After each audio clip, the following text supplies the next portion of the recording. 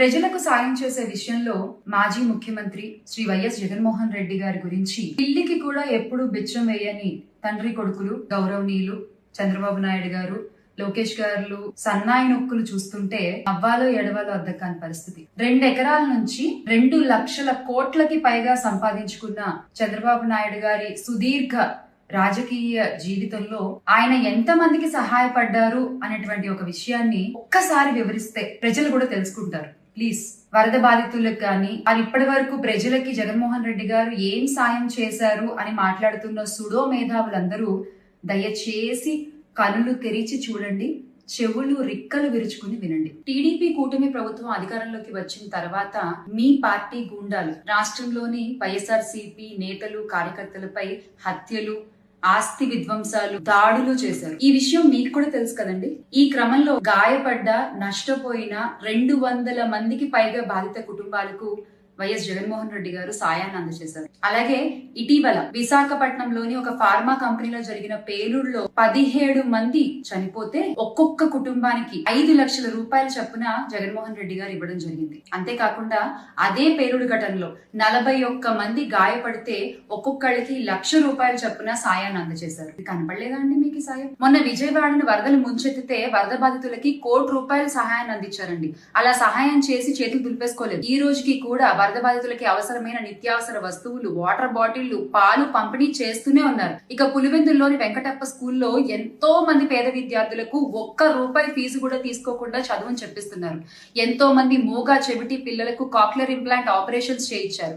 ఇక పాదయాత్రలో గాని, ఓదార్పు యాత్రలో గాని ఎంత మంది యువకులకి ఉద్యోగాలకు వెళ్ళడానికి దారి చూపించారు, ఎంత మందికి ధన సహాయం అందించారు, ఎంత మందికి భరోసా ఇచ్చారు. ఇలా చెప్పుకుంటూ పోతే చాలా ఉన్నాయండి. జగన్ గారు చేసిన సాయం వల్ల ఎన్నో కుటుంబాలు బాగుపడ్డాయి. ఎంతో మంది విద్యార్థులు ఈ రోజున ఉన్నత స్థానాల్లో ఉన్నారు. మాన్యశ్రీ చంద్రబాబు నాయుడు గారు ఇలాంటి సాయాలు మీరు ఇదివరకు ఏమన్నా చేసుంటే గనక టక్కుని చెప్పండి ఒకసారి. అధికార బలం, మీడియా బలం ఉంది కదా అని మీరు ఏది పడితే అది అలా దుష్ప్రచారాలు చేసుకుంటూ పోతే మీరు చెప్పే అబద్ధాలను నిజాలైపోతాయా సార్? చేమలక్కయ్య అలియాస్ చామలక్కయ్య పాపం ఏదో కొత్తగా అధికార ప్రతినిధి పదవి ఇచ్చారు కదా అని చెప్పేసి ఎగిరెగిరి ఏదో వచ్చి నిన్ను నిరూపించుకోవాలని చెప్పేసి వీడియోలు చేయడం కాదు.